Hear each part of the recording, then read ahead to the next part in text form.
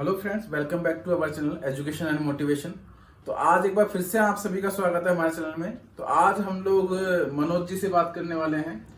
वो यहाँ से अभी अपनी पीएचडी कर रहे हैं ऑर्गेनिक केमिस्ट्री में। ठीक है, तो कुछ लोग बोल रहे थे कि ऑर्गेनिक केमिस्ट्री के पीएचडी इंटरव्यू का आपको एक्सपीरियंस चाहिए, तो उसके लिए हमने आज मनोज जी को इन्वाइट किया। सबसे पहले तो बहुत बहुत धन्यवाद मनोज जी का कि उन्होंने आप सभी के लिए टाइम निकाला। ठीक है, तो हर किसी का देखिए बिजी शेड्यूल होता है, हर किसी की गाइड के साथ मीटिंग्स होती हैं, लैब्स का काम होता है, किसी का पेपर राइटिंग होता है, पर फिर भी आप सभी के लिए, क्योंकि हमें पता है कि मंडे से आपके इंटरव्यूज स्टार्ट हैं आईएससी के, और आईएससी के अलावा भी अगर आप कहीं और के भी इंटरव्यू दे रहे हो तो उसमें भी आपकी ये इंटरव्यूज के जो एक्सपीरियंस है वो सब हेल्प करने वाले हैं।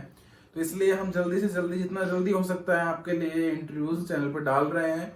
तो आप हमारे चैनल को इनके लिए सब्सक्राइब कर सकते हो अगर आप इस तरह के इंटरव्यूज आगे भी पाना चाहते हो तो। ठीक है, तो मैं आपको बता दूं कि जो मनोज जी हैं, इनका पूरा नाम मनोरंजन साहू है। ठीक है, प्यार से हम इनको मनोज बुलाते हैं, और ये जो है उड़ीसा से हैं बेसिकली।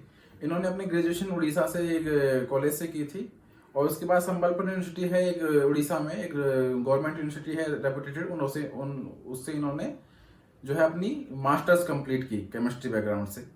उसके बाद आप देखिए कुछ लोगों का अभी, जैसे पिछली वीडियो में एक कमेंट आया था कि सर अगर हम नॉर्मल यूनिवर्सिटी से हैं तो क्या उसका फर्क पड़ेगा क्या इंटरव्यू में। देखिए ये भी एक संबलपुर यूनिवर्सिटी से हैं, इन्होंने अपना अच्छा जेआरएफ निकाला, अच्छा गेट निकाला, तो आज ये यहाँ पे है। अगर आपका इंटरव्यू अच्छा है तो आपको कोई भी रोकने वाला नहीं है, चाहे आप नॉर्मल यूनिवर्सिटी से हो, चाहे आप किसी आईआईटी से हो, और चाहे आप आईएससी से यूजी करके आए हो। ठीक है, तो ये मैं आपको थोड़ा बताना चाह रहा था कि यूनिवर्सिटी का इतना फर्क नहीं पड़ता है। ठीक है, तो चलिए हम बिना देरी किए हुए अब ये इंटरव्यू स्टार्ट करेंगे।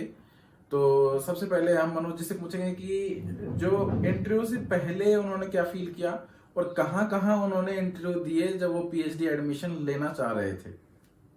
First of all hi guys. जैसे कि दिलीप भाई इंट्रोड्यूस किया है, मेरा नाम मनोरंजन साहू है। मैं इंडियन इंस्टीट्यूट ऑफ साइंस में रिसर्च करता हूं और मैं ऑर्गेनिक केमिस्ट्री डिपार्टमेंट से बिलोंग करता हूं, और मेरा प्रोफेसर है उदय मैत्रा, मैं उनका अंडर में मैं पीएचडी कंटिन्यू कर रहा हूँ। सो गाइस, अभी तो ऑनलाइन हो रहे, अभी जो इंटरव्यू प्रोसेसर है ऑफलाइन इंटरव्यू प्रोसेसर में काफ़ी अलग है। अभी हर एक स्टूडेंट हर एक इंटरव्यू अटेंड कर पाता है, लेकिन हमारा टाइम पे ऐसा नहीं था। जब मैं 2018 में, मुझे जितना याद है, मैं जब इंटरव्यू के लिए आया था तब मैं कुछ आईआईटीज में अप्लाई किया था, वो आईआईसी में अप्लाई किया था। लेकिन उस टाइम दौरान ऐसा हो रहा था, अभी हर एक आईआईटी तो आजू बाजू में नहीं है कि यहाँ का इंटरव्यू खत्म होता है हम दूसरे इंटरव्यू में इमीडिएटली चले जाए। तो हर एक आईआईटी में बहुत डिस्टेंस होता था, तो हम जा नहीं पाते थे। अगर एक इंस्टीट्यूट में इंटरव्यू अटेंड करना है तो दूसरे इंस्टीट्यूट मिस हो जाता था। और हर एक का पर्सन के लिए इकोनॉमिकल बैकग्राउंड भी उतना स्ट्रांग नहीं होता है कि वो इमीडिएटली फ्लाइट पकड़े वो दूसरे इंस्टीट्यूट में इंटरव्यू के लिए अटेंड कर पाए। तो गाइस, तो मैं जितना भी इंस्टीट्यूट में अप्लाई किया था मैंने, तो उस दौरान मैं 4 इंस्टीट्यूट में ही इंटरव्यू के लिए गया। मैं 3 आईआईटीज, रिपोर्टेड आईआईटीज में गया था इंटरव्यू के लिए, ऊपर से आईआईसी गया। शायद नाम लेना अच्छा नहीं होगा, आप समझ सकते हो। तो डिफरेंट आई में 3 आईआईटीज और आईआईसी में आया था। बाकी 1-2 आईआईटीज में अप्लाई किया था, लेकिन क्योंकि उस टाइम मर्ज हो रहा था, एक आईआईटी का इंटरव्यू कोलैप्स कर रहा था, तो मैं अटेंड कर नहीं पाया। तब मैं एक आईआईटी को प्रेफरेंस दिया ओवर द अनदर। तो गाइस, अगर इस ऑर्गेनिक केमिस्ट्री के बैकग्राउंड के इंटरव्यू के बाद किया जाए तो मैं आज मेरा जो एक्सपीरियंस है मैं वो शेयर करूंगा कि मुझे आईआईटीज और आईआईसी में क्या क्वेश्चन पूछा गया था। मैं हर एक क्वेश्चन को तो आपके साथ शेयर नहीं कर पाऊंगा क्योंकि ये बहुत भास्ट हो जाएगा। तो मैं आपको एक ओवरऑल आइडिया दूंगा कि कैसे प्रिपेयर करना है, कैसा माइंड सेटअप तुम्हारा होना चाहिए कि इंटरव्यू आने से पहले। और आईआईसी अल्टीमेटली मुझे सारे जगह में मिल गया था, मतलब पीएचडी के लिए मैं सिलेक्शन हुआ था, और मैं आईआईसी सिलेक्ट किया है यहीं पे पीएचडी कंटिन्यू करने के लिए। अच्छा मनोज जी, आप ये बताइए कि जैसे आपने इतने सारे इंटरव्यू दिए, ठीक है, और सभी जगह लगभग आप सिलेक्ट भी हुए थे, ठीक है, तो वहां से आप जो कुछ मेन क्वेश्चंस जो हैं और जो अच्छे जो टॉपिक हैं जो आपको लगे कि इन टॉपिक्स से ज्यादातर पूछा जाता है, ठीक है, क्योंकि यहाँ पे जैसे आपने और पर्टिकुलरली ऑर्गेनिक केमिस्ट्री के अंदर आपने एडमिशन लिया है, लेकिन अब चूंकि आप पूरा केमिस्ट्री बैकग्राउंड पढ़ के आते हो तो आपसे लगभग सभी केमिस्ट्री के एरिया से क्वेश्चन किए जाते होंगे, मोस्ट कुछ एरियाज होंगे जहाँ से क्वेश्चन किए जाते होंगे, तो आप थोड़ा उनके बारे में बताइए जिससे कि वो इंटरव्यू से पहले उन सारे एरियाज को कवर करके आए और किस तरह के क्वेश्चन से वो लोग इंटरव्यू स्टार्ट करते हैं। दिलीप भाई जो बताया अभी, मैं उसके ऊपर बस यही कहूँगा कि गाइस केमिस्ट्री को जनरली 3 भाग में हम डिवाइड किया है अपना मास्टर से, जैसे कि inorganic, mainly inorganic, physical chemistry, organic chemistry. So guys आप इंटरव्यू देने जा रहे हैं तो आप पहले डिसाइड करिए आप कौन सा फील्ड में काम करना चाहते हो, वो ये तुम्हारा पहला एम होना चाहिए। मान लीजिए मैं ऑर्गेनिक केमिस्ट्री में मास्टर हूँ, मुझे ऑर्गेनिक केमिस्ट्री बहुत पसंद है, तो अल्टीमेटली मेरे दिमाग में ये आएगा कि मैं ऑर्गेनिक केमिस्ट्री में ही मैं अपना पीएचडी कंटिन्यू करूंगा। तो इसीलिए मैं बोल रहा हूँ गाइस, अगर आप जिस फील्ड में इंटरेस्टेड है, ज़्यादा इंटरेस्टेड है, आपको जिस फील्ड में लगान है कि आप मैं इस फील्ड में कर सकता हूँ तो आगे बढ़ सकता हूँ, इस फील्ड में मुझे प्यार है, तो इसी फील्ड को पकड़िए और उसी सब्जेक्ट को ज़्यादा से ज़्यादा फोकस करेगा। आप ये भी कर सकते हैं 100% फोकस ऑन से पर्टिकुलर उसी फील्ड में दे सकते हो। मान लीजिए जैसे कि मैं ऑर्गेनिक केमिस्ट्री में मैं अपना पीएचडी कंटिन्यू कर रहा हूँ, मैं अपना इंटरव्यू के दौरान में मैं ऑर्गेनिक केमिस्ट्री ही में ज़्यादा पढ़ा है, मेरा 80% अफोर्ड ऑर्गेनिक केमिस्ट्री दिया है। मेरा इनऑर्गेनिक भी बहुत अच्छा होता था, मैं इनऑर्गेनिक भी पढ़ के आया था, इनऑर्गेनिक में मैं बहुत अच्छा होता था, लेकिन मेरा इंटरेस्ट था पीएचडी करने में सिर्फ ऑर्गेनिक केमिस्ट्री में। तो अगर इस मामले में मैं कहूँगा, अगर इतना बड़ा केमिस्ट्री होल फील्ड में आप जिस फील्ड में आप मास्टर हो उसी फील्ड को पकड़ो और आगे बढ़ने के लिए कोशिश करो। अच्छा, मैं जितना मुझे याद है जब मैं ग्रेजुएशन में केमिस्ट्री पढ़ा करता था तो ऑर्गेनिक में मतलब मैं रिएक्शन तो लिख देता था रट रटा के, लेकिन मैकेनिज्म तो मुझसे नहीं लिखी जाती थी क्योंकि बहुत बड़ी बड़ी मैकेनिज्म वगैरह होती हैं, पता नहीं, मतलब मुझे तो काफी टाइट लगती थी। मुझे सबसे टफ मेरे जो 9 सब्जेक्ट थे, 3 केमिस्ट्री, 3 मैथ्स और 3 फिजिक्स, सबसे टफ मुझे तीनों साल ऑर्गेनिक केमिस्ट्री ही लगी, इसलिए मैंने तो केमिस्ट्री ली नहीं थी। चलो खैर वो तो दूसरी बात है। तो अभी आप बताइए मनोज जी, यहाँ पे जो है रिसर्च का माहौल कैसा है आपके ऑर्गेनिक डिपार्टमेंट में? ओके, अगर रिसर्च के माहौल क्या जाए तो मैं पहले गाइस मैं इंट्रोड्यूस करना चाहता हूँ मैं अपना डिपार्टमेंट का। जैसे कि मैं बोला हूँ मैं ऑर्गेनिक केमिस्ट्री डिपार्टमेंट से बिलोंग करता हूँ, तो ऑर्गेनिक केमिस्ट्री डिपार्टमेंट में जनरली अगर केमिस्ट्री की बात किया जाए आज कंपेयर टू अगर अदर इंस्टीट्यूट और आईसी में कंपैरिजन करेंगे तो अदर इंस्टीट्यूट में एक ही केमिस्ट्री का एक ही डिवीजन होता है, उसको केमिकल साइंस डिवीजन बोलते हैं, उसी के अंदर ऑर्गेनिक, इनऑर्गेनिक, कंप्यूटर सब कुछ काम होता है। लेकिन आईएससी में ऐसा नहीं है, यहीं पे सारा ब्रांच अलग अलग है और अलग अलग डिपार्टमेंट में है, हर एक डिपार्टमेंट अपना अपना हिसाब से इंटरव्यू कंडक्ट करते हैं। जैसे कि आईएससी में ऑर्गेनिक केमिस्ट्री अलग डिपार्टमेंट है, वो अपना खुद का रिसर्च और खुद का इंटरव्यू सब कुछ वो खुद डिसाइड करता है। ऐसे कि आईपीसी केमिस्ट्री, आईपीसी है, सिमिलरली सॉल्यूशन केमिस्ट्री है, एमआरसी है, एनएमआर रिसर्च सेंटर है, एक्सेट्रा। तो अगर ऑर्गेनिक केमिस्ट्री की बात किया जाए तो ऑर्गेनिक केमिस्ट्री में मोस्ट प्रिसाइसली बोले तो जनरली 4 फील्ड पे काम होता है। पहला है सिंथेटिक केमिस्ट, दूसरा है organic materials, organic biomaterials and चौथा है कंप्यूटेशनल केमिस्ट्री। तो गाइस इन चारों फील्ड में जो मेन रूट होता है वो ऑर्गेनिक ही होता है, लेकिन ऑर्गेनिक बेस्ड कंपाउंड बायो में एप्लीकेशन दिखता है, organic based compound material field में देखते हैं। जैसे कि यहाँ पे हार्डकोर बायो नहीं होता है, हार्डकोर ऑर्गेनिक होता है, ये तो है ही, उसका ऑर्गेनिक के साथ साथ बायो एप्लीकेशन, ऑर्गेनिक के साथ मटेरियल होता है। जैसे कि मान लीजिए गाइस अगर सिर्फ ऑर्गेनिक केमिस्ट्री की बात किया जाए, जैसे सिंथेटिक केमिस्ट्री मैंने बोला पहले, तो सिंथेटिक केमिस्ट्री में बहुत सारा फील्ड है, जैसे कि टोटल सिंथेसिस है, जैसे कि नेचुरल प्रोडक्ट सिंथेसिस, ऊपर से मेथोडोलॉजी डेवलपमेंट और CH bond activation, heterocyclic chemistry, asymmetric synthesis, ये सारा फील्ड आता है सिंथेटिक केमिस्ट्री के अंडर में। सिमिलरली अगर आप बोलेंगे बायोकेमिस्ट्री के ऊपर तो ऑर्गेनिक मीन्स ऑर्गेनो बायोमेटेरियल अगर देखा जाए तो कार्बोहाइड्रेट पे काम होता है, पेप्टाइड केमिस्ट्री पे भी काम होता है, सिमिलरली सेल कल्चर के ऊपर भी काम होता है। ऐसे सिमिलरली अदर कंप्यूटेशन में भी ऐसा ही होता है, जिससे मेनली फोकस होता है हमारे यहाँ ऑर्गेनिक, तो ऑर्गेनिक डिपार्टमेंट की वजह से ऑर्गेनिक केमिस्ट्री पर ज्यादा फोकस होता है। अगर देखा जाए अगर मैं अपना जैसे कि दिलीप भाई बोल रहे थे कि ऑर्गेनिक बहुत मुश्किल लग रहा था उस टाइम उनका ग्रेजुएशन के दौरान, गाइस ये मुझे लगता है सबका माइंड सेटअप है, वो पढ़ने की तरीका होता है। तो ऑर्गेनिक ऐसा चीज है गाइस, ऑर्गेनिक हर एक चीज हर एक के साथ रिलेटेड है। मान लीजिए ऑर्गेनिक का जितने भी चैप्टर है, मान के चलिए अगर एक सर्कल बनाना है, आपको दिया जाएगा 10 सर्कल है, 10 सर्कल को आप क्या करो, 10 डॉट दिया जाएगा, 10 डॉट को आपको क्या बोला जाएगा कि आप सर्कल बनाइए। तो आप क्या करोगे, एक डॉट को दूसरे डॉट, नियरेस्ट डॉट को, ऐसे तीसरा डॉट, ऐसे एक डॉट को जैसे कनेक्ट करोगे एक सर्कल बनेगा। जब एक सर्कल बनेगा, अगर उस सर्कल को हम ऑर्गेनिक केमिस्ट्री मान के चलेंगे तो जो डॉट डॉट होता है वो सारा उसका ब्रांच है, तो उसका चैप्टर मान के चलते हैं। तो उसका मतलब ये होता है गाइस, अगर आपको कम्प्लीटली ऑर्गेनिक जानना चाहिए तो आपको हर एक डॉट का जानना चाहिए, और हर एक डॉट एक दूसरे डॉट के साथ कनेक्टेड होते हैं, आप उसको कनेक्ट करना चाहिए, तब ऑर्गेनिक आप समझ पाएगा। अगर एक डॉट अगर मिस हो जाएगा बीच में, आपका सर्कल अधूरा हो जाएगा, मीन्स आप ऑर्गेनिक केमिस्ट्री समझने में मुश्किल होगा। तो यही गाइस, तो यही कहूंगा मैं कि ऑर्गेनिक केमिस्ट्री इतना मुश्किल नहीं है जितना सोचते हैं, बस वो डिपेंड करते हैं हम कैसे पढ़ते हैं और हम कैसे तैयारी करते हैं। अच्छा मनोज जी, एक मेरा क्वेश्चन है, जैसे कुछ लोगों में है ना ये थोड़ा डिमोटिवेशन सा होता है।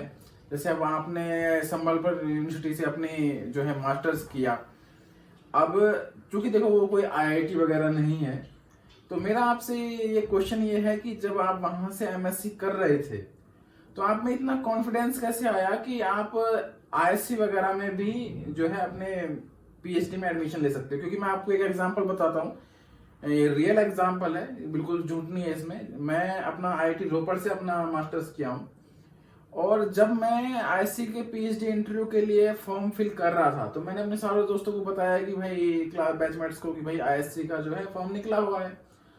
तो आप यकीन नहीं मानोगे, ना केमिस्ट्री से, ना फिजिक्स से, ना मैथ से किसी ने भी वहां से फॉर्म डाला नहीं। ठीक है, क्योंकि सब लोग बोल रहे थे कि कौन रोपड़ से इतना दूर पैसा लगा के जाएगा, वो लोग सेलेक्ट करेंगे नहीं, वो लोग सेलेक्ट करेंगे आईआईटी बॉम्बे वाले को, आईआईटी दिल्ली वाले को, या कोई बड़ी आईआईटी वाले को, वो हम लोगों को क्यों सिलेक्ट करेंगे। ठीक है, लेकिन मैंने सोचा कि अगर नहीं करेंगे तो कोई नहीं, एक इंटरव्यू का एक्सपीरियंस मिलेगा, इसलिए मैं यहाँ पे इंटरव्यू देने आया था। तो आपसे मैं पूछना चाह रहा हूँ कि आप तो एक नॉर्मल यूनिवर्सिटी से थे, जो स्टेट यूनिवर्सिटी, ऐसा भी नहीं है कि वो कोई सेंट्रल यूनिवर्सिटी है, तो आप में इतना कॉन्फिडेंस कहाँ से डेवलप हुआ कि आप, मतलब, क्योंकि ये अपने आप में एक बड़ी चीज है कि आप कहीं इंटरव्यू फेस करने जा रहे हो, ये भी एक मैं बड़ी चीज मानता हूँ, क्योंकि लोग इतना मोटिवेशन भी नहीं जनरेट कर पाते हैं। तो उसके बारे में आप जो है हमारे व्यूअर्स से क्या कहना चाहोगे कि उनमें किस तरह का कॉन्फिडेंस होना चाहिए इंटरव्यू वगैरह के लिए? तो पहले तो मैं कहूँगा गाइस, अब चाहे कुछ भी चीज़ करिए, पहला आपने दिमाग से अपना नेगेटिव थॉट को हटा दीजिए। ठीक है, पहले आप ये मत सोचिए कि मुझसे ये नहीं होगा, ये मैं नहीं कर पाऊंगा, ये मेरा बस की बात नहीं। ये सारा नेगेटिव थॉट है गाइस। आप कुछ भी कर सकते हो, बस आप अगर सोच लिया कर सकते हो तो आप कर सकते हो। तो जैसे कि भाई ने बताया है कि आपका मोटिवेशन क्या है, सच बोलूं तो मैं जब अपना यूनिवर्सिटी में पढ़ रहा था, मैं कभी नहीं सोचा था मैं आईआईसी में आऊंगा, कि मेरा ऐसा भी सपना नहीं था मैं आईआईसी में आके ही पढ़ूंगा, कि मेरा ऐसा भी सपना नहीं था आईआईटी में जाकर पढ़ूंगा। लेकिन मेरा एक सपना था, जरूर था, वो सपना था मैं ऐसा इंस्टीट्यूट में पढ़ूंगा जिस इंस्टीट्यूट में सारा फैसिलिटी हो, कि मुझे और कोई दूसरे इंस्टीट्यूट के ऊपर भरोसा ना करना पड़े और दूसरे इंस्टीट्यूट के ऊपर मुझे डिपेंडेंट ना पड़े।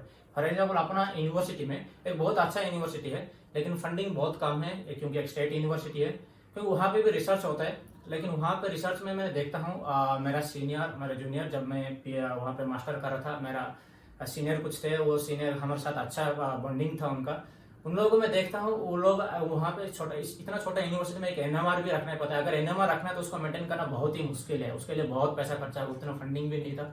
तो एक एनएमआर रिकॉर्ड करने के लिए हम दूसरे इंस्टीट्यूट के हम अपना सैंपल भेजते थे दूसरे इंस्टीट्यूट के लिए, वो दूसरे इंस्टीट्यूट एनएमआर रिकॉर्ड करते हैं, वो भी उनका फ्री टाइम पे। ये नहीं कि वो लोग अपना सैंपल के लिए प्रायोरिटी देंगे, प्रायोरिटी वो लोग अपने के लिए देंगे, बाद में टाइम मिला तो दूसरे के लिए देंगे, वो टाइम निकाल के वो लोग एनएमआर करके देते थे। अगर आप कंपाउंड एक सिंथेसिस किया, छोटा सा कंपाउंड, उसका कैरेक्टराइज करना चाहते हो तो आपको 10-15 दिन इंतजार करना पड़ता था। ये सब देखने के बाद मेरे दिमाग में तो एक बात बैठा दिया था कि मैं एक ऐसा इंस्टीट्यूट में ज्वाइन करूंगा जिस इंस्टीट्यूट में सारा फैसिलिटी हो और मुझे कोई भी दूसरे इंस्टीट्यूट में डिपेंड ना हो। तो मैं अपना तैयारी शुरू किया, मैंने पढ़ना शुरू किया। जैसे कि दिलीप ने बताया था, जब वो फॉर्म भरा था, बहुत लोग फॉर्म नहीं भरा थे। जैसे कि ऐसा कस होता है, जैसे कि मेरा कुछ दोस्त और मेरे कुछ बैचमेट भी आईआईसी में फॉर्म भरे थे, लेकिन उसी दिन आईआईसी में, जैसे कि मैं बोला था, बहुत कुछ चीज ओवरलैप हो रहा था। मेरे सारे दोस्त आईसी छोड़ के दूसरे इंस्टीट्यूट भाग गए, बाकी मैं सिर्फ बच गया था, मैं आ रहा था। तो मेरा ये नहीं सोचा था कि मेरा होगा, कि ये नहीं सोचा था मेरा नहीं होगा। बस मैंने आया हूँ इंटरव्यू देने के लिए। और अभी जैसा तो नहीं है ऑनलाइन में आधा घंटा होगा इंटरव्यू देने के बाद तुम्हें टाइम मिलेगा थोड़ा बैठ के पढ़ने के लिए। तब एक इंस्टीट्यूट से दूसरे इंस्टीट्यूट जाने के लिए रिजर्वेशन भी नहीं मिल रहा था, अपने जनरल कंपार्टमेंट में जाता था, पढ़ने के लिए टाइम ही नहीं मिल रहा था। मतलब एक इंस्टीट्यूट दूसरे इंस्टीट्यूट, जैसे कि आप घूमते हो एक इंस्टीट्यूट दूसरे इंस्टीट्यूट में जाते हो, तुम पढ़ने के लिए टाइम नहीं मिलेगा। जनरली अगर सच बात किया जाता है, जो पढ़े हो पहले से पढ़े हो, जो कंसेप्ट क्लियर हो पहले से क्लियर हो, तुम यहीं पर आके जो पूछेगा आप करोगे। तो यही है गाइस। जब मैं पढ़ रहा था, मैं तभी एक चीज सोच रहा था, जो भी पढ़ूंगा अच्छे से क्लियर होकर पढ़ूंगा, और मैं जितना भी पढ़ा हूँ उस चीज के अंदर अगर कोई क्वेश्चन पूछे तो मैं घबराऊंगा नहीं, उस क्वेश्चन को मैं प्यार से आंसर दूंगा। अच्छा मनोज जी, अब मैं ये चाहूंगा कि आप थोड़ा चीजें थोड़ा और डिस्क्लोज कीजिए कि कोई एक क्वेश्चन उठा करके कि वो किस तरह से वो थोड़ा प्रोसीड करते हैं। अगर बेसिक कोई क्वेश्चन, क्योंकि देखिए मुझे ऑर्गेनिक केमिस्ट्री का कोई नॉलेज है नहीं इतना। मैंने अपना ग्रेजुएशन में पढ़ा था ऑर्गेनिक ये सब, मास्टर से मेरा सब कुछ छूट गया। तो कोई बेसिक क्वेश्चन उठा करके उसको कैसे, मतलब 2-3 स्टेप आप थोड़े बता दीजिए कि कैसे वो स्टेप बाय स्टेप आगे बढ़ते हैं और कैसे उनका इंटरव्यू लेने का एक तरीका होता है, वो आप थोड़ा बता दीजिए। ठीक है। पहले मैं एक बात बोलूँगा गाइस, आप जब इंटरव्यू के लिए जा रहे हैं स्पेशली, क्योंकि अभी ये जो पीरियड चल रहा है इंटरव्यू का, जो टाइम चल रहा है, तो मैं पहले बोलूँगा गाइस, आप जब इंटरव्यू के लिए जा रहे हैं, आप अपने दिमाग को ठंडे दिमाग में जाइए। पहला ये सबसे बड़ा इंपॉर्टेंट चीज़ है, क्योंकि इंटरव्यू में मैक्सिमम केस में यही होता है। क्योंकि मैं जब इंटरव्यू के लिए गया था, मैं अपना एनवायरनमेंट को देख रहा था, अपना एनवायरनमेंट को देख के मैं, ये मेरा एक्सपीरियंस बोल रहा हूँ। आप पहले अपने दिमाग को शांत रखिए, जितना कूल हो सके उतना कूल रखिए, क्योंकि आप जितना टेंशन लोगे, आप जितना सोचोगे, उतना ही स्ट्रेस बढ़ेगा। जितना ही स्ट्रेस बढ़ेगा, अपना कॉन्फिडेंस उतना कम हो जाएगा और इंटरव्यू के टाइम आप घबरा जाओगे। तो जो चीज़ तुम्हें पता होता है वो भी अच्छे से आंसर नहीं दे पाओगे, क्योंकि उस टाइम तुम्हारा दिमाग स्ट्रेस में है। मतलब तुम्हारा दिमाग मतलब वो एक प्रॉपर फॉर्म पे नहीं है कि क्वेश्चन को अच्छे से रिसीव करे, उसको अच्छे से आंसर दे।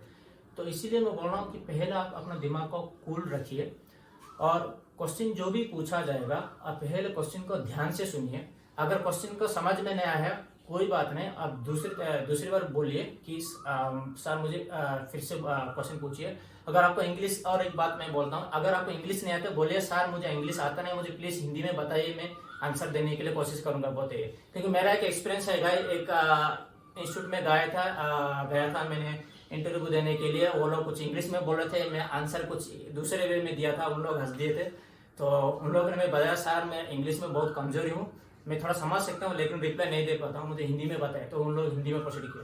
तो पहला ये है गाइड, वो लोग तुम्हारा कॉन्फिडेंस चेक करना चाहते हैं, तुम्हारा पेशेंस चेक करना चाहते हैं, तुम्हारा एफर्ट कितना देते हो क्वेश्चन को चेक करना चाहते हैं, तुम्हारा स्मार्टनेस है, इंटेलिजेंस चेक करना चाहते हैं। तो वो जो लैंग्वेज है वो मायने नहीं रखता है, मायने रहता है ये चारों चीज दिखते हैं। क्योंकि तुम जो लैंग्वेज है तो उस टाइम शायद उस टाइम तुम बोल नहीं पा रहे, लेकिन यही पा के इस एनवायरमेंट में आप बोल दोगे इंग्लिश, वो बड़ी चीज नहीं है। तो पहला ये कि क्वेश्चन को अच्छे से समझने के बाद जो आंसर देना चाहते हो वो इमीडिएटली ना देकर 2-3 सोचिए, 2-3 सेकंड सोचिए, होल्ड करिए। क्यों 2-3 सेकंड होल्ड करने के लिए बोल रहा हूँ, क्योंकि वो 2-3 सेकंड में आप सोचिए आंसर को कैसे दोगे, क्योंकि ये भी एक बहुत बड़ा चीज होता है। क्योंकि आंसर आपको ऐसा देना है कि बुलेट जैसा होना चाहिए, ताकि ज्यादा एलाबोरेट करना नहीं है, ज्यादा कुछ बोलना नहीं चाहिए, शार्पली 1-2 पॉइंट बोलना चाहिए, जो पॉइंट की सफिशियंट है, एनफ है, ताकि वो जो पॉइंट बोलेगी वो इंटरव्यू को अच्छा लगे। तो यही होता है, अगर इवन आपको आंसर पता होता है, अब 2-3 सेकंड सोचिए वो आंसर पे कैसे रिप्लाई करना है। ऊपर से जैसे भाई बोला है, तो इस चीज में मैं अपना एक्सपीरियंस शेयर कर ही लेता हूँ। जो इंटरव्यू इसी सेशन में बता देता हूँ कैसे पढ़ना है और कैसे तैयारी करना है और कैसे रेडी होना है, इसी अभी मैं बता देता हूँ।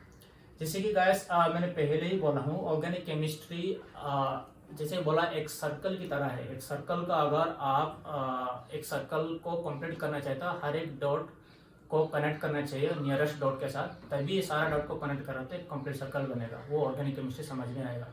जैसे कि ऑर्गेनिक केमिस्ट्री में स्टेरियोकेमिस्ट्री है, जीओसी है, नेम रिएक्शन है, रिएक्शन मैकेनिज्म है, पेरिसाइक्लिक रिएक्शन है, रिएजेंट है, ये सारा चीज अगर देखो ये गैस एक दूसरे के साथ कनेक्टेड है। और समझ नहीं पाओगे, एक दूसरे के साथ कनेक्टेड है। अब जब ये सारा चीज को मिला के साथ में चलोगी तो आपको ऑर्गेनिक बहुत ही आसान होगा और इतना टफ भी नहीं होगा जैसे कि आप जैसे कि लोग सोच रहे हैं कि ऑर्गेनिक इतना टफ है, कैसे होगा।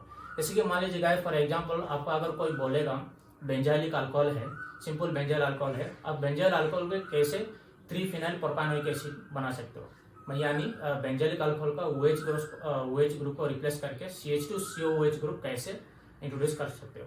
तो गैस, अगर इसको ठंडे दिमाग में सोचेंगे तो कुछ ना कुछ रास्ता निकाल ही देगा कैसे सॉल्व करना है इस प्रॉब्लम को। अगर आप उसी दौरान अगर आप स्ट्रेस में हो, टेंशन में हो, तो आपको दिमाग में सडनली नहीं आएगा अरे यार मैं कैसे करूँ, ये OH ग्रुप को कैसे निकालूं, एक CH2 ग्रुप इंट्रोड्यूस करूँ, CH2 ग्रुप को निकाल कर और एक COOH ग्रुप कहाँ से लो। गाइस सिंपल, जैसे कि मैं बता देता हूँ सॉल्यूशन के दौरान।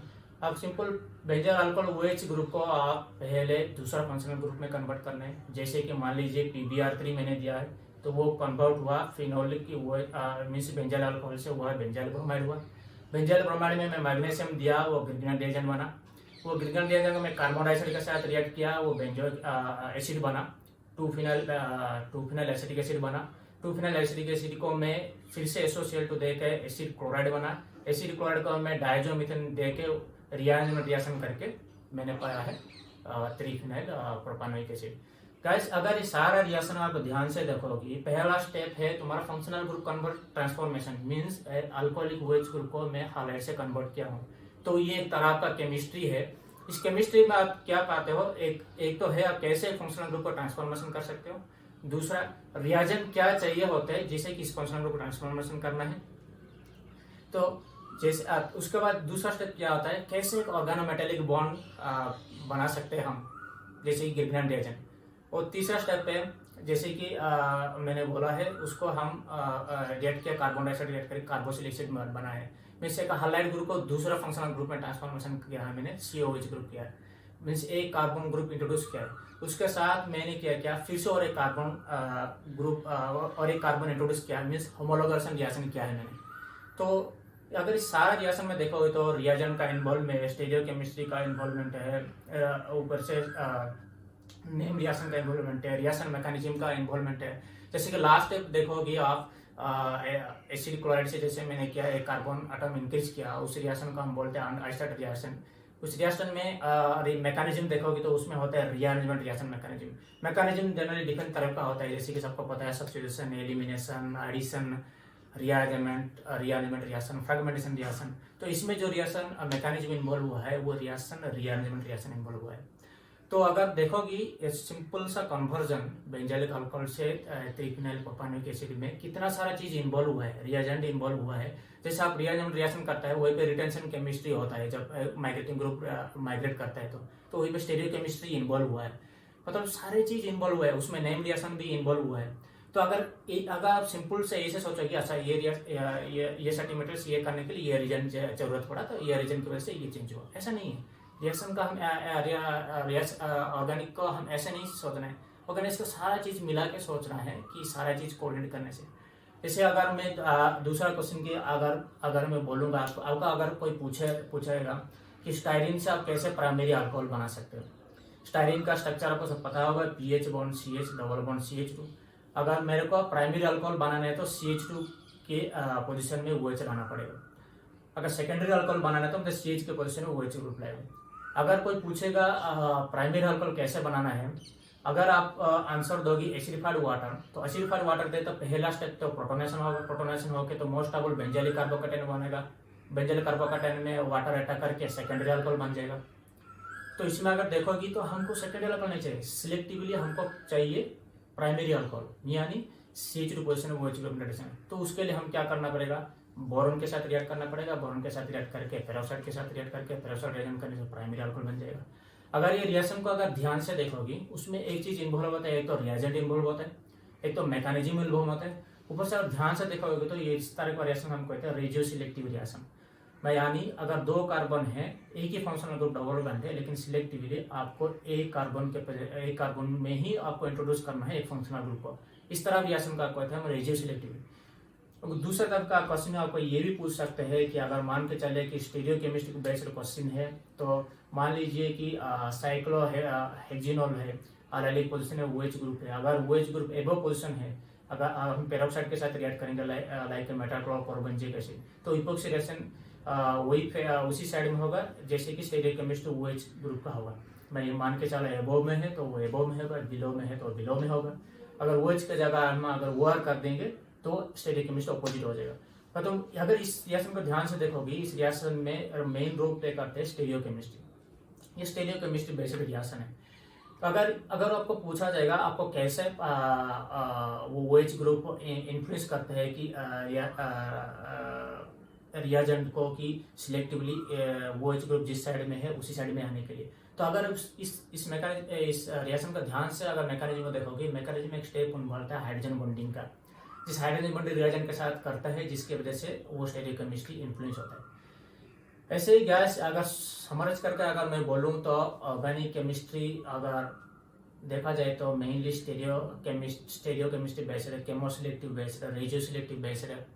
और अगर सारा रिएक्शन का अगर देखोगे तो एक रिएक्शन दूसरे के रिएक्शन के साथ कॉम्प्लीटेड है, मतलब एक दूसरे के साथ बहुत ही कनेक्टेड है, गहरा रिश्ता होता है। आप इस चीज को समझना चाहिए।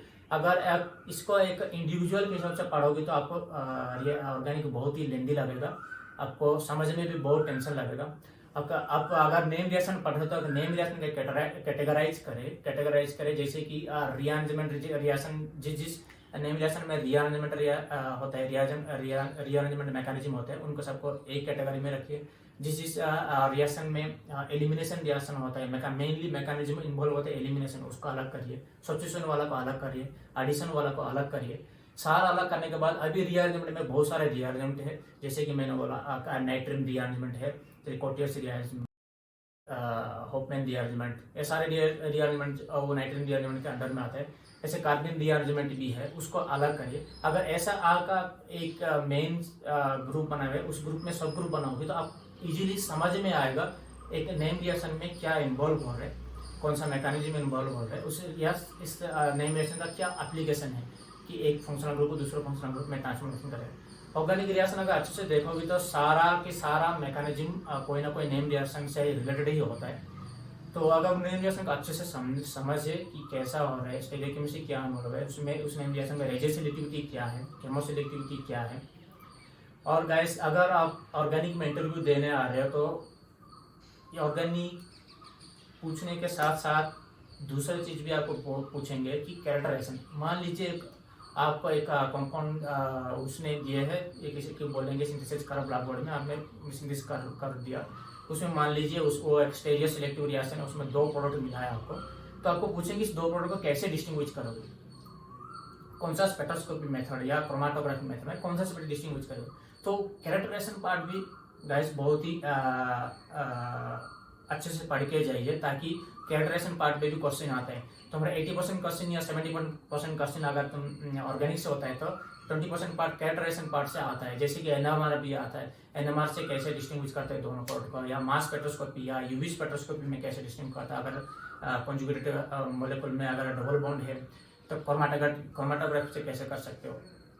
तो गैस इसीलिए ऑर्गेनिक अगर पढ़ के आ रहा हो तो उसके साथ साथ कैरेक्टराइजेशन वाला पार्ट जैसे स्पेक्ट्रोस्कोपी पार्ट भी थोड़ा पढ़ के, ज़्यादा हार्डकोर स्पेक्ट्रोस्कोपी नहीं जाना है, मोलेकुलर स्पेक्ट्रोस्कोपी, वाइब्रेशन ब्ला ब्ला।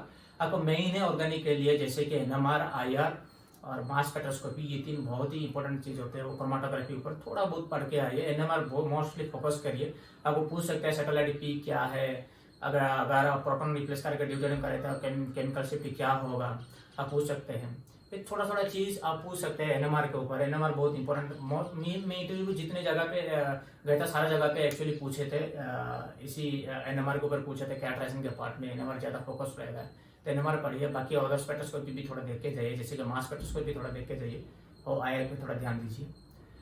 और गाइस और इंटरव्यू की बात और आए तो मैं तो यही बोलूँगा, मेरा एक्सपीरियंस मैं शेयर कर रहा हूँ। कुछ इंस्टीट्यूट में ऐसे भी मैं गया था, मुझे 10 क्वेश्चन पूछते, 10 क्वेश्चन में मैं सिर्फ 6 क्वेश्चन आंसर दिया, बाकी 4 क्वेश्चन का आंसर नहीं दिया था मैंने।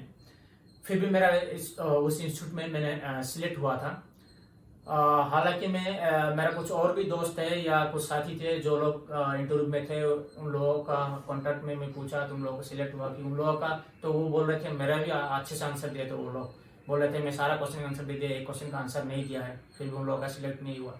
बस बात यह है कि इंटरव्यू में आपको पहले ये देखेंगे कि आप ये तो आपको टेस्ट करेंगे कितना इंटेलिजेंट है। सब लोग तो पढ़ के आए तो सब लोग में थोड़ा थोड़ा तो इंटेलिजेंट है। ये देखें कि स्टूडेंट का पास कितना पेशेंस है।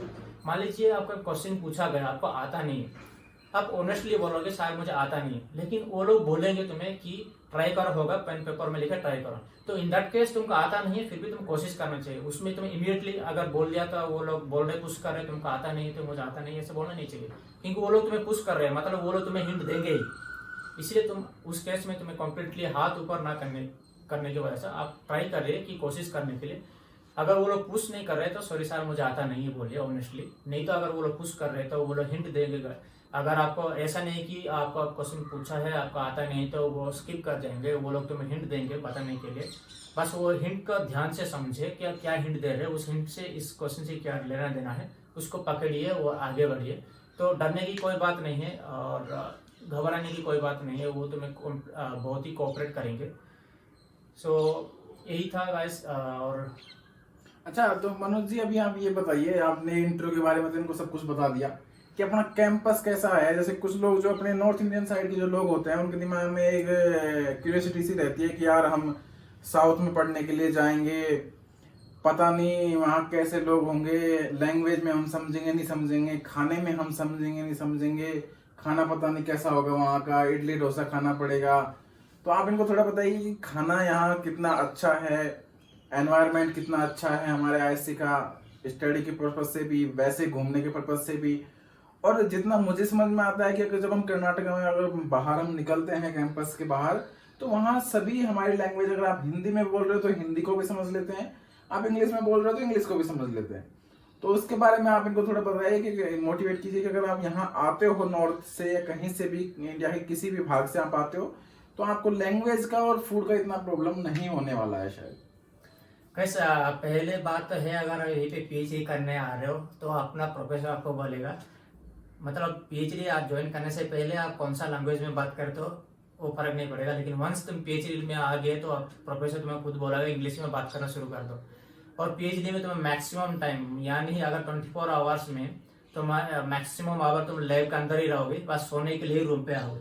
बाकी रहा थोड़ा बहुत इंटरेक्शन वाला, बाकी रहा खाने के लिए। गाइस यहीं पे खाने के लिए कोई दिक्कत नहीं है, चारों तरफ के 4 डिफरेंट टाइप का मेस है। जिसको वेज पसंद है उनके लिए अलग से वेज का मेस है, नॉर्थ इंडियन स्टाइल का वेज भी मिलता है, साउथ वालों के लिए साउथ इंडियन स्टाइल का वेज मिलता है, south Indian style non veg मिलता है।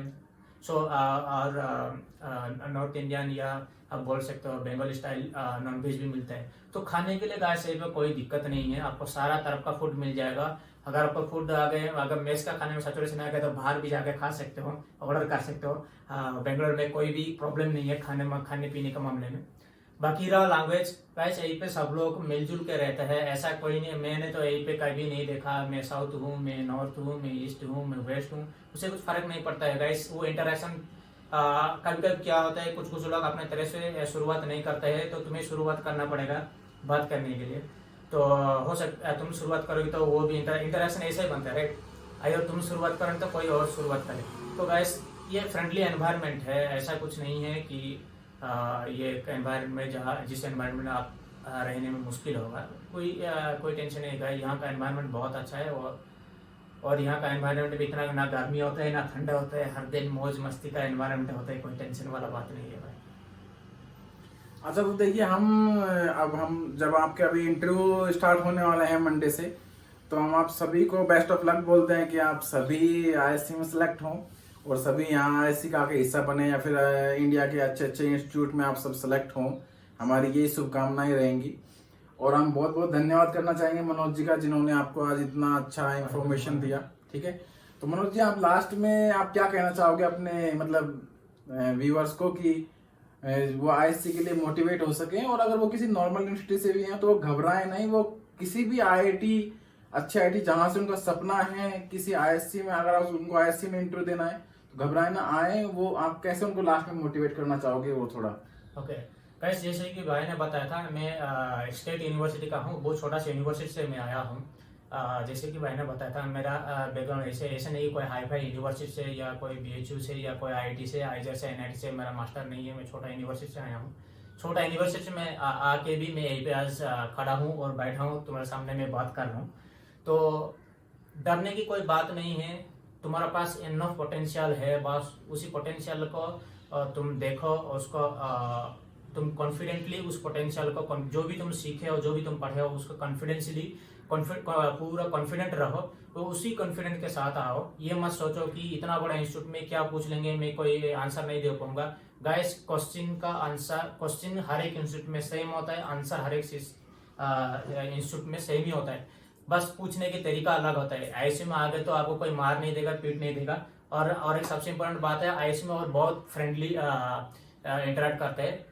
IISc में दूसरा, अगर मेरा एक्सपीरियंस शेयर करो तो मैं एक दूसरा डिपार्टमेंट में भी आया था इंटरव्यू के लिए। वहीं पे तो गाइस मुझे तो फ्रेंडली बिहेव किया, ऊपर से मुझे कुछ ड्राई फ्रूट्स रखे थे, ऊपर से जूस रखे थे, बोले कि ड्राई फ्रूट्स खाओ, जूस पियो और आंसर दो, ऐसे भी बोले थे। ऐसे मैंने तो कहीं IIT में ऐसे नहीं देखा था कि जो जूस पिलाए तो मैं खाना खिलाए और क्वेश्चन पूछे। तो गाइस, IISc में इंटरव्यू बहुत ही फ्रेंडली होता है, वो तुम्हारे साथ बहुत फ्रेंडली करेंगे।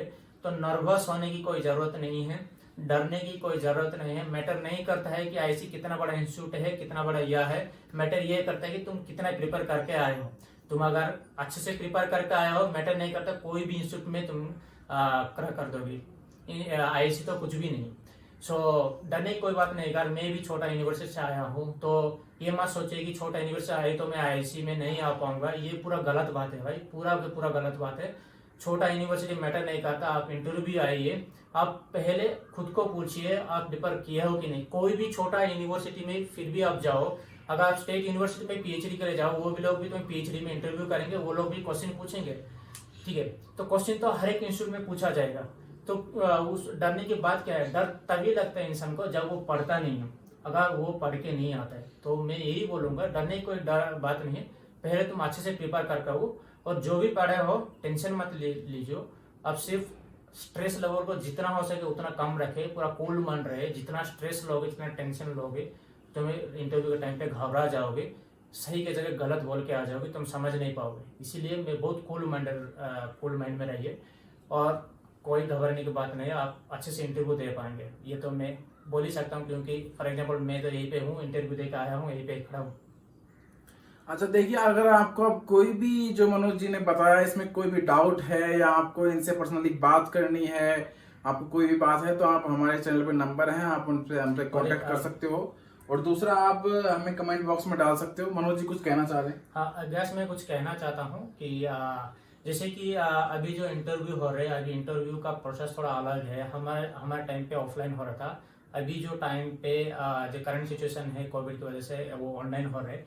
तो ऑनलाइन में जनरली वो लोग मोस्टली जो प्लेटफॉर्म है वो टीम या जूम्स में जनरली होता है, वो इंटरव्यू होता है। तो हर एक पर्सन के पास लैपटॉप नहीं होता है, एटलीस्ट सबके पास तो मोबाइल फोन होता है। तो मैं यही कहूँगा, आपको इंटरव्यू में 15 या 20 मिनट टाइम मिलेगा। तो उस 15-20 मिनट पहले आप प्रिपेयर होकर आए कि मान लीजिए आप टीम प्लेटफॉर्म में आपको इंटरव्यू होने वाला है, तब पहले उसके पहले किसी से आप टीम से बात करिए। अगर लैपटॉप हो तो लैपटॉप, अगर मोबाइल हो तो मोबाइल को एक पर्टिकुलर ऑप्टिमाइज्ड प्लेस में रखिए, ताकि उसी प्लेस में आप अच्छे से इंटरव्यू को देख पाओगे, और तुम खुद भी इंटरव्यू देख पाएंगे, और तुम लिख के वो पेपर को दिखाना चाहिए। क्योंकि अभी ऑनलाइन में ऐसा ही होता है, तुम पीस ऑफ पेन और पेपर में लिख के मैकेनिज्म वगैरह कुछ पूछेगा तो तुम दिखाना चाहिए। तो पहले उसको अच्छे से सेटअप करिए। पहले तुम दूसरा दोस्त या अपने रिलेटिव से कोई इंटरेक्ट करिए, क्या सही से दिख रहा है, या कहीं में सही से ऑप्टिमाइज प्लेस में मोबाइल, अगर मोबाइल पर दे रहे हो तो मोबाइल कैमरा सही से है कि नहीं, ये चीज़ बहुत ही ध्यान दीजिए। और दूसरा बात गाइस, अभी तो सबको पता है पेंडेमिक चल रहा है, बहुत लोगों का नेट जा रहा है, वो लोग इंटरव्यू के लिए अप्लाई किया है, लेकिन बट समहाउ उनका सेमेस्टर खत्म नहीं हुआ है, अभी तक एग्जाम होने वाला है। तो डरने की कोई बात नहीं है गाइस। जनरली IISc में जो एडमिशन होता है अगस्त में होता है।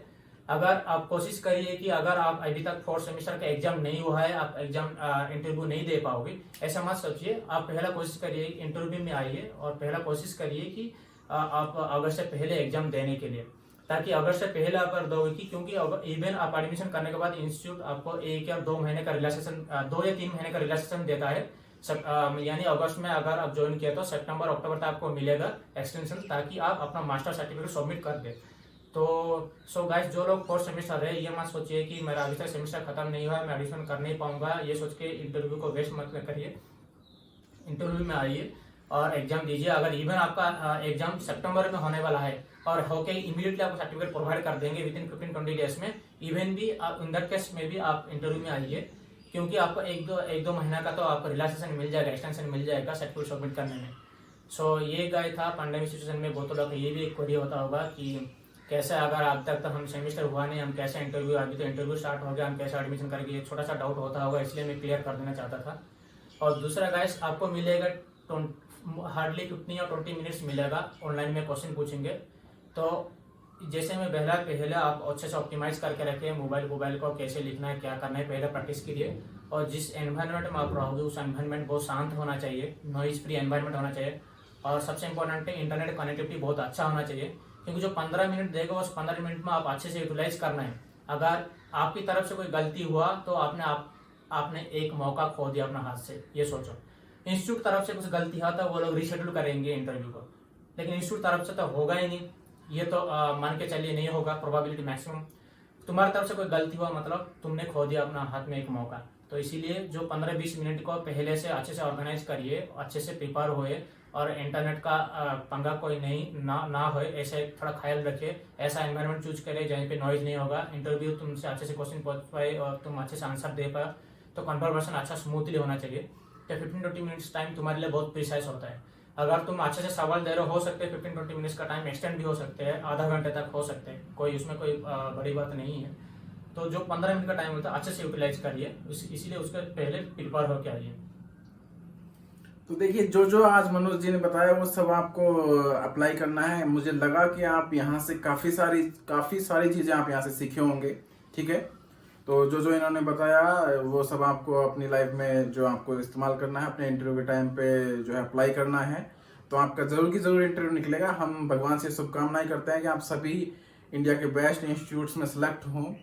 और आपको कोई भी डाउट है ऑर्गेनिक केमिस्ट्री में किसी भी तरह का कोई, तो आप जो है हमारे कॉन्टैक्ट नंबर दिए हुए हैं हमारे चैनल पर, तो आप वहां जाके हमें पर्सनल मैसेज कर सकते हो, ईमेल कर सकते हो। अगर मनोज जी से बात करना चाहते हो तो उसके लिए भी आप हमें मैसेज या मेल कर सकते हो, ठीक है।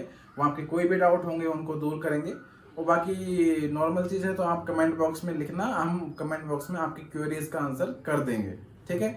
तो मनोज जी कुछ कहना चाहते हैं? बस मैं यही कहना चाहता हूँ कि आपको अगर घबराए मत, अगर आपको कोई डाउट है, कुछ डाउट है क्लियर करना चाहते हो तो कमेंट बॉक्स में जरूर लिखिए। हम अपना टाइम से, अवेलेबल टाइम से निकाल के हम कोशिश करेंगे जितना जल्दी हो सके उतना जल्दी आपको इन्फॉर्मेशन देने के लिए। बाकी भाई का चैनल को लाइक करिए और शेयर करिए, और जो भी डाउट है पहले इम्पोर्टेंट है कमेंट में बताइए। हम कोशिश करेंगे कि हमारा एम और मोटिवेशन यही है कि प्रॉब्लम कोई भी स्टूडेंट और एप्लीकेंट जब इंटरव्यू देने के लिए आ रहे कोई प्रॉब्लम फेस ना करे। तो हमारा मेन एम है यही है। सो कुछ भी डाउट है तो आप कमेंट मैसेज में बताइए। Thank you.